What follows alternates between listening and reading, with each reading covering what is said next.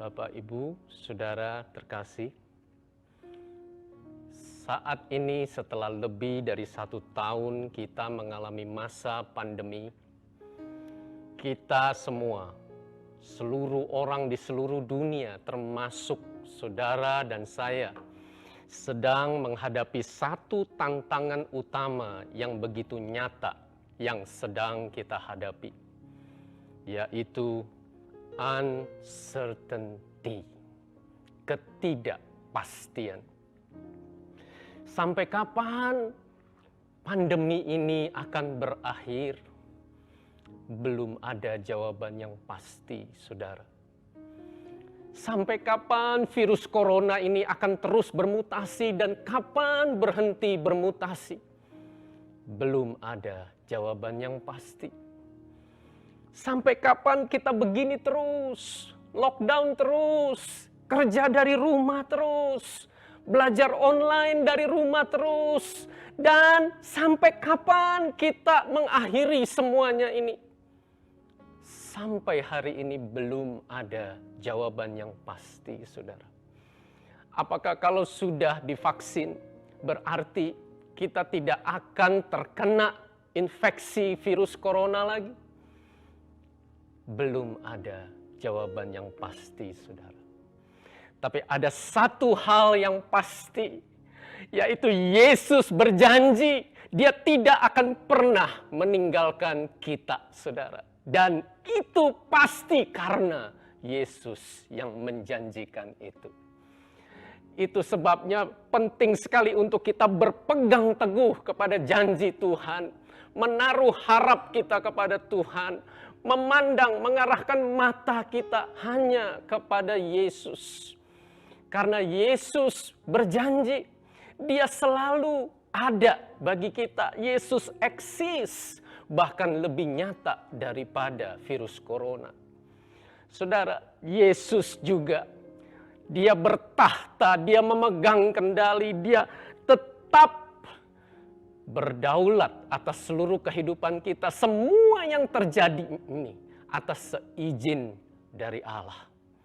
Dan saudara, Yesus bahkan peduli dengan kebutuhan saudara dan saya.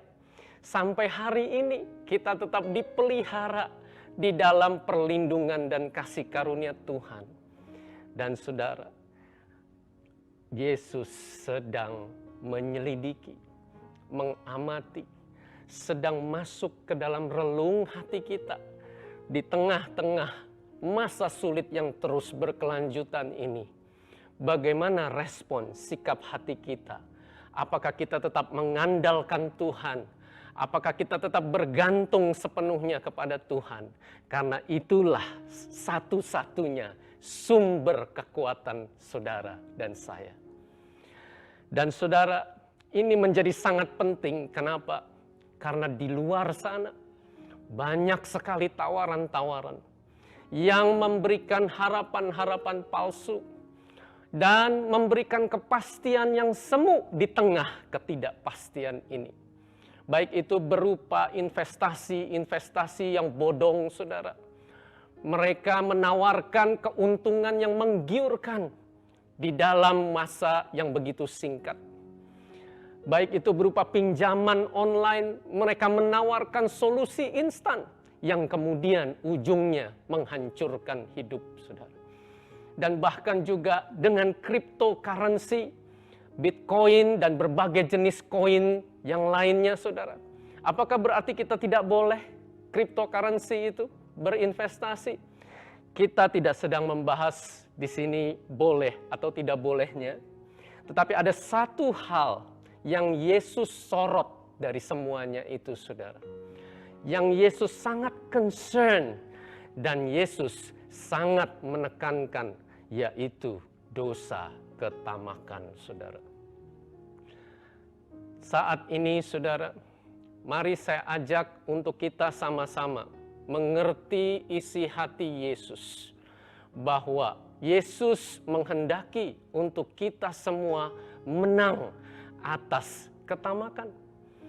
Kenapa? Karena ketamakan ini sudah sedemikian banyak memakan korban. Anak-anak Tuhan, bahkan saudara, para pemimpin-pemimpin Kristen, dan juga saudara, orang-orang yang menjadi pahlawan iman, jatuh di dalam dosa ketamakan ini. Yesus mengajarkan kebenaran ini di dalam Lukas 12 ayat 13 sampai 21, yaitu di dalam perumpamaan orang kaya yang bodoh. Saya ajak Bapak, Ibu, Saudara sekalian, mari kita mencermati supaya kita menangkap isi hati Yesus, apa yang sesungguhnya Yesus ingin kita mengerti dan kita lakukan di dalam kita menang atas ketamakan ini. Roh Kudus yang mewahyukannya bagi kita semua. Seorang dari orang banyak itu berkata kepada Yesus, "Guru, katakanlah kepada saudaraku supaya ia berbagi warisan dengan aku." Tetapi Yesus berkata kepadanya, "Saudara, siapakah yang telah mengangkat aku menjadi hakim atau pengantara atas kamu?" Katanya lagi kepada mereka, "Berjaga-jagalah dan waspadalah terhadap segala ketamakan. Sebab walaupun seorang berlimpah-limpah hartanya, hidupnya tidaklah tergantung daripada kekayaannya itu."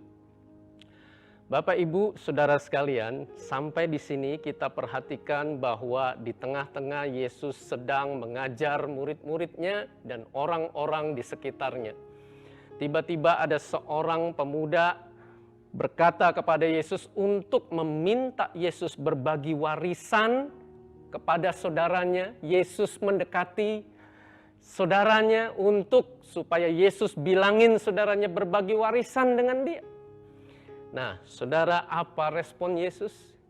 Yesus bertanya, "Siapa yang mengangkat aku jadi pengantara?" Yesus tidak mau ikut campur. Kenapa, saudara? Karena di ayat 15 Yesus menjelaskan, apakah berarti tidak boleh kita menerima warisan? Bukan itu, saudara. Ya, apakah berarti tidak boleh kita menjadi kaya dengan menerima warisan dan sebagainya? Bukan itu yang menjadi poin Yesus. Tetapi di sini Yesus berkata, "Berjaga-jaga dan waspadalah terhadap segala ketamakan." Apa itu ketamakan, saudara? Di dalam bahasa Yunaninya yaitu pleonexia. Ketamakan ini, saudara, adalah menginginkan sesuatu selain Tuhan. Dan keinginan itu sedemikian besar, sedemikian rupa, sedemikian sangat ingin, sampai-sampai kita kehilangan contentment, yaitu rasa cukup di dalam Allah. Bapak, Ibu, Saudara sekalian, tahukah Bapak Ibu bahwa Allah menghendaki untuk kita menerima kepuasan hanya dari Allah? Itulah sebabnya Yesus mengajarkan, "Kasihilah Tuhan Allahmu." Karena dengan engkau membangun hubungan dengan Bapa, Bapa mencurahkan kasih-Nya, kepenuhannya, kasih karunia-Nya, rahmat, anugerah, sukacita, dan segala kepenuhan Allah. Allah menghendaki untuk kita mengalami kepuasan yang sejati. Apa itu ketamakan? Ketika kita kehilangan hal ini, saudara. Karena kita menggantikannya dengan sesuatu di mana kita berharap sesuatu ini memuaskan hidup kita. Saudara sekalian, tahukah saudara, dosa ini sedemikian serius di hadapan Allah. Karena ini bahkan bukan cuma sekedar dosa, tapi ini firman Tuhan katakan adalah akar segala dosa. Masih ingatkah saudara di Taman Eden ketika dosa itu pertama masuk? Karena Hawa melihat bahwa buah itu kelihatannya baik, Dan iblis berkata bahwa ketika engkau makan, engkau akan menjadi seperti Allah. Itulah ketamakan, saudara. Itulah sebabnya orang yang tamak, saudara, kehilangan rasa kepuasan dari Allah. Saudara sekalian, saat ini saya ajak untuk setiap kita tanya kepada diri sendiri masing-masing. Bagaimana kondisi hati saya saat ini? Apakah saya masih mengandalkan, masih menaruh rasa harapan saya, masih menaruh kepercayaan saya, hidup saya, sumber kepuasan saya hanya satu-satunya kepada Allah? Atau apakah ada hal yang lain?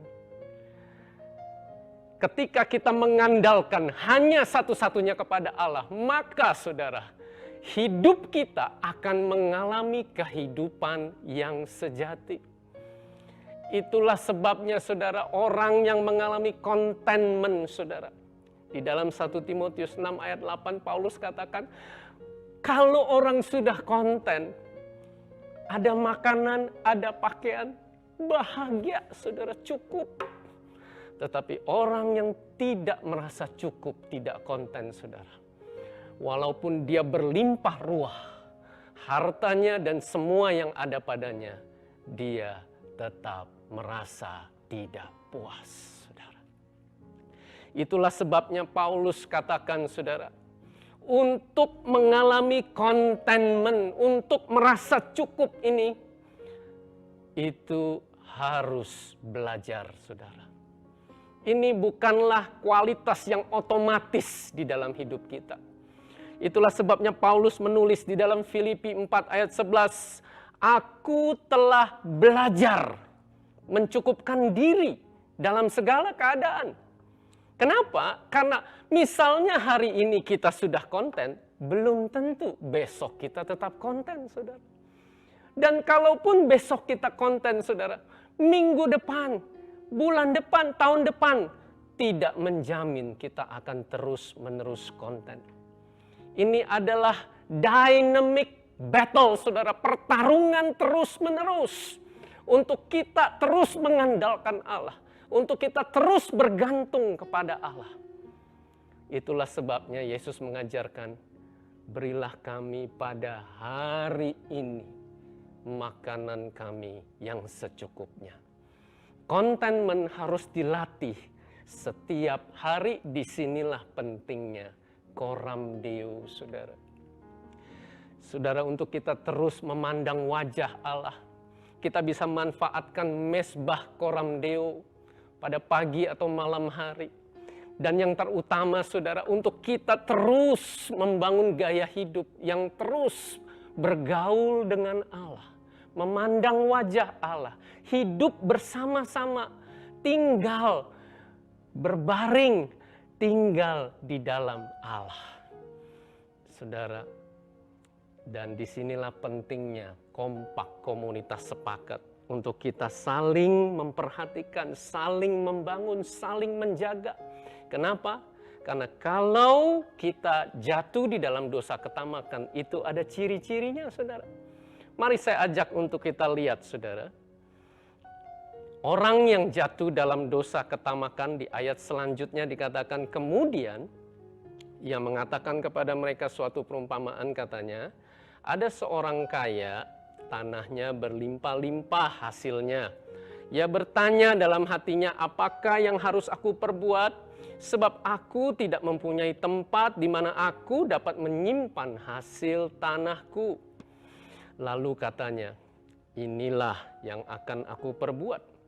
Aku akan merombak lumbung-lumbungku, dan aku akan mendirikan yang lebih besar, dan aku akan menyimpan di dalamnya segala gandum dan barang-barangku. Sesudah itu aku akan berkata kepada jiwaku, jiwaku, ada padamu banyak barang tertimbun untuk bertahun-tahun lamanya. Beristirahatlah, makanlah, minumlah, dan bersenang-senanglah. Jika perumpamaan ini sampai di sini saja, saudara, kita akan sangat mungkin melihat bahwa orang kaya ini adalah seorang yang pandai. Dari mana kita menilai demikian?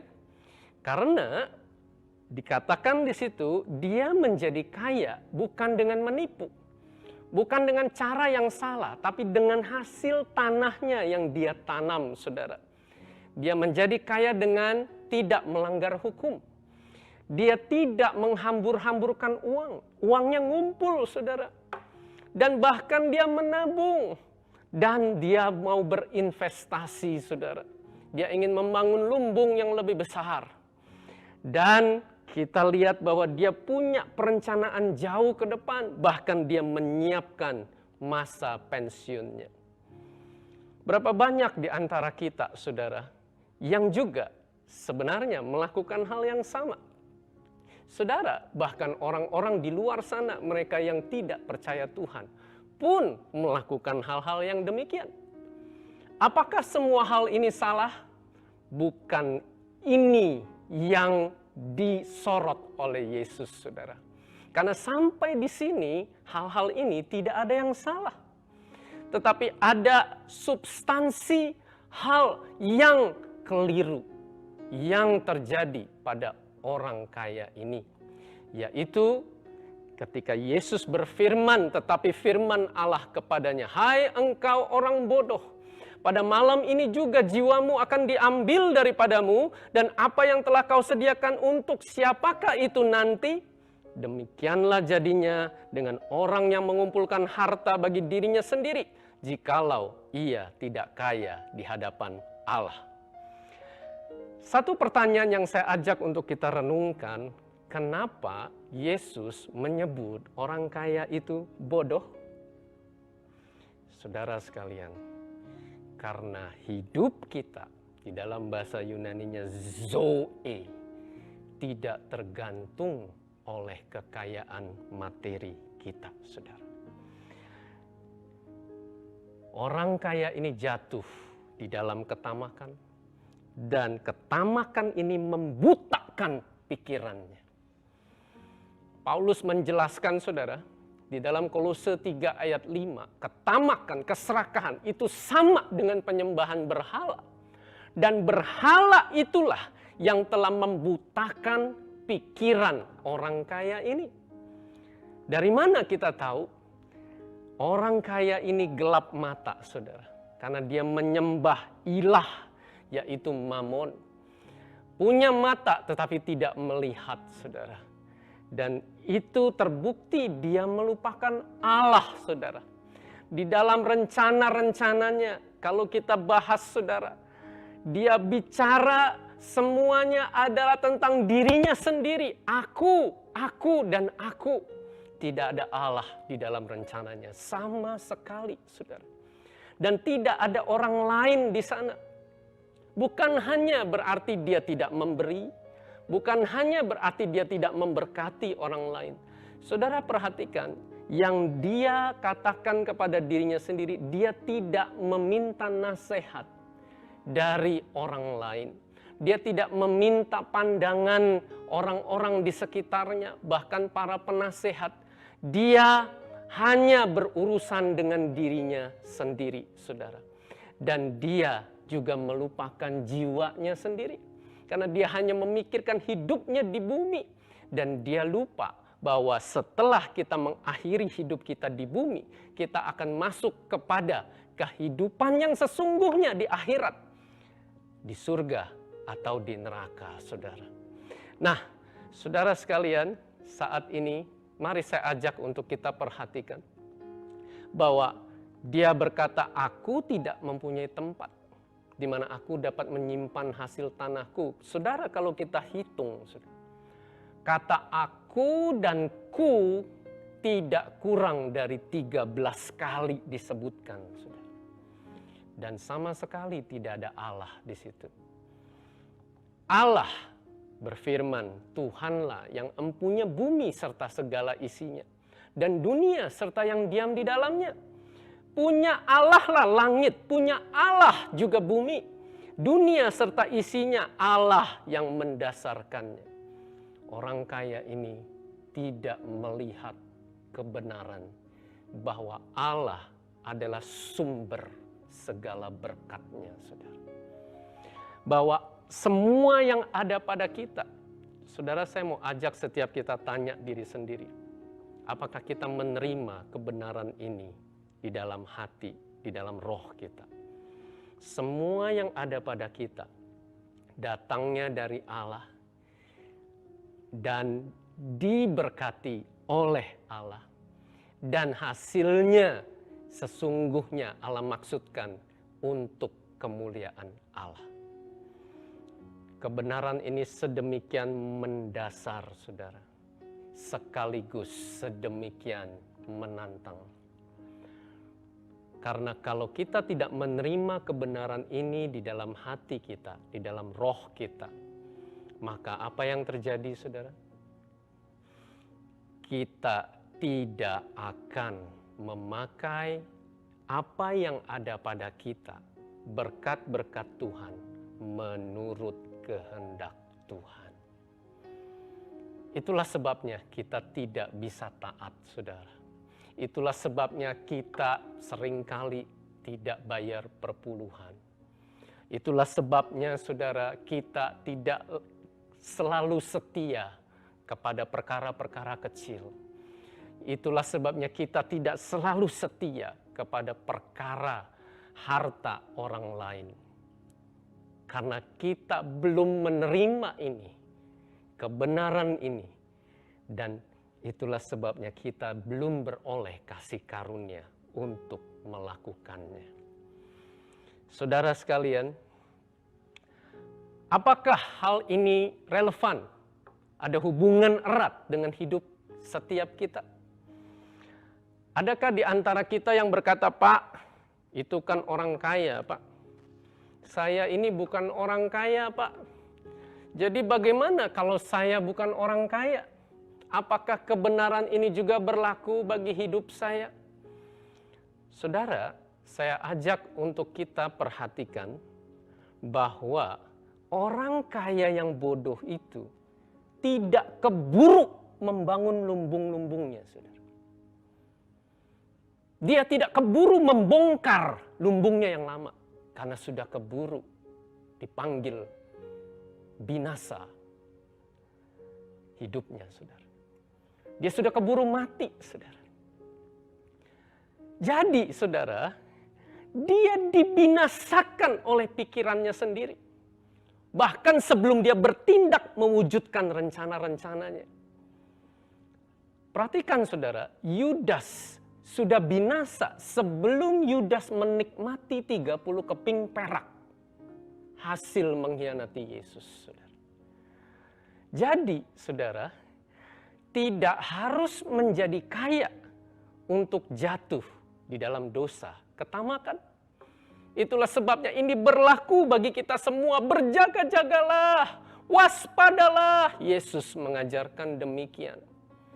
Saudara sekalian, mari saya ajak setiap kita tanya kepada diri sendiri.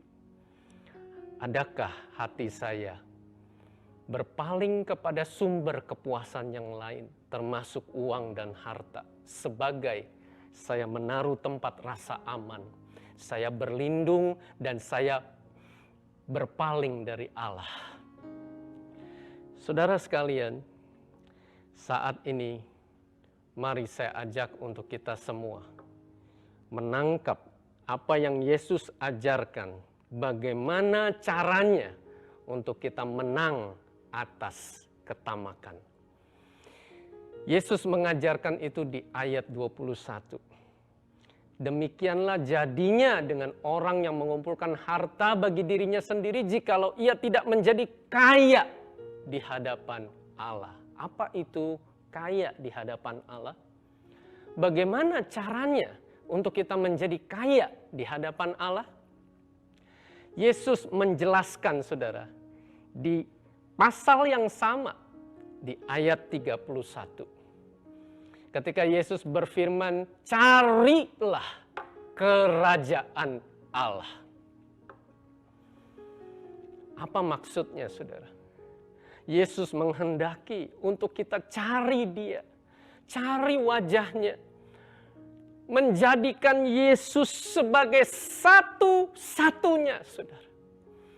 Satu-satunya sumber kepuasan hidup saya. Itulah sebabnya Yesus berkata, barang siapa haus, baiklah ia datang kepadaku dan minum. Saudara sekalian, Yesus rindu untuk jadi sumber kepuasan dalam hidup kita, saudara. Boleh saya ajak saudara tanya diri sendiri, apakah sumber kepuasan hidup saya saat ini satu-satunya hanya Yesus? Dari mana kita tahu bahwa saya tidak lagi menjadikan Yesus sumber kepuasan hidup saya?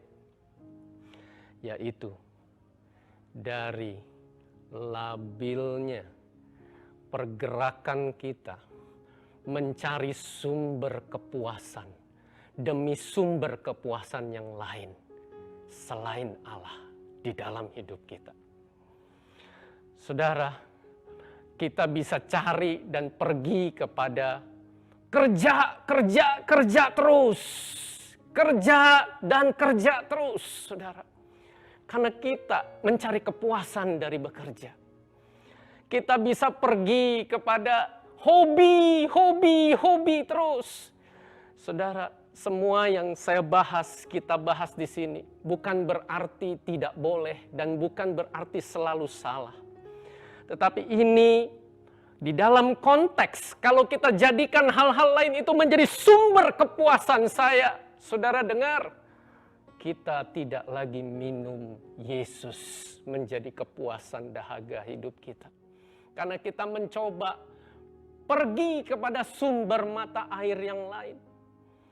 Ada orang-orang, saudara, yang jadikan gaya rambutnya menjadi sumber kepuasannya, ganti gaya rambut kepada gaya rambut berikutnya. Ada orang-orang yang jadikan kegiatan olahraga jadi sumber kepuasan hidupnya. Dari satu olahraga kepada olahraga yang lain.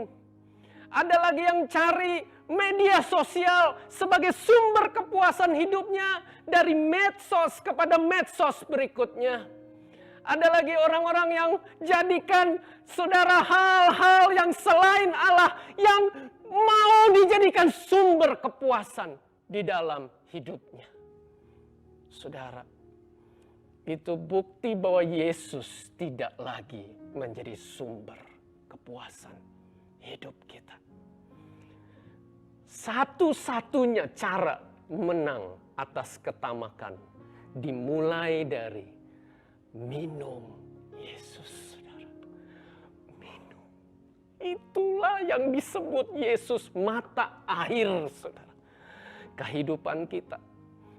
Karena jiwa kita menjadi wadah untuk Yesus memuaskan dahaga kita. Yesus saja yang menjadi sumber kepuasan hidup kita, saudara.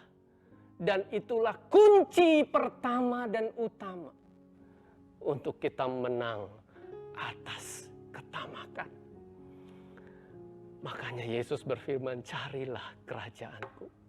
Carilah kekayaan, kekuatan, sumber hikmat, sumber sukacita dari aku. Apakah saudara pernah berpikir, kalau saya cuma cari dari Yesus, jadinya gitu-gitu aja, Pak? Jadinya statis. Saudara dengar, orang yang jadikan Yesus sebagai sumber kepuasan hidupnya, bahkan lebih dinamis daripada orang yang cuma keliling-keliling berputar-putar cari sumber kepuasan demi sumber kepuasan yang lain. Kenapa? Karena di dalam Yesus ada segala hikmat, ada segala sukacita, ada kasih yang berlimpah-limpah, ada pertumbuhan, ada buah-buah yang berlimpah-limpah, saudara. Dan ketika kita sudah menerima kepenuhan Allah itu, maka hati kita akan dipenuhi oleh segala kepenuhan Allah. Sehingga saudara, secara alamiah kita tidak tahan untuk kita memberi, untuk kita memberkati orang lain, untuk kita melayani yang terbaik. Kita menjadi berkat bagi orang-orang di sekitar kita, mulai dari rumah dan sampai lingkungan kita, di mana kita berada, kita menjadi saluran berkat Allah. Karena Allah yang menjadi mata air itu mengalir melalui hidup kita. Dan ketika dua hal ini terjadi, saudara, itulah yang disebut kita sedang mengumpulkan bagi kita sendiri harta di sorga. Karena kita memberi, kita memperkaya orang lain, kita memberkati orang lain, dan hati Allah disenangkan. Bapak, Ibu, Saudara sekalian, saat ini saya ajak, mari setiap kita tanya, mari kita cek, mari kita evaluasi, dan mari kita berhadapan dengan hati kita sendiri. Apakah saya masih minum Yesus? Apakah Yesus masih menjadi satu-satunya sumber kepuasan di dalam hidup saya? Mari kita tundukkan kepala, kita datang kepada Tuhan.